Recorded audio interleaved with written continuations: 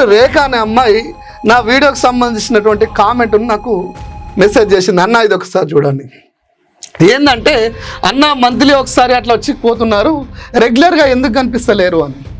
రెగ్యులర్గా కనిపించాలంటే ఆకుల శ్రీనివాసరెడ్డికి ఎవరు జీతాలు ఇయ్యరు, ఎవరు పైసలు ఇయ్యరు.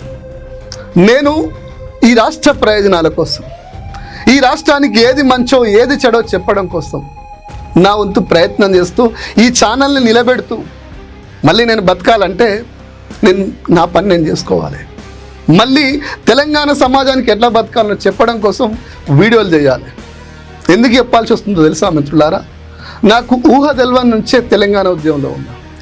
2005లో నేను అప్పటికి ఆమరణ నిరాహార దీక్ష చేసిన తెలంగాణ కోసం. దాదాపు 14 ఏళ్ళు గులాబీ జెండా మోసిన గులాబీ సైనికుని నేను. ఈ రాష్ట్ర ప్రయోజనాల కోసం ప్రాణాలు పణంగా పెట్టి కొట్లాడిన ఉద్యమకారుడిని.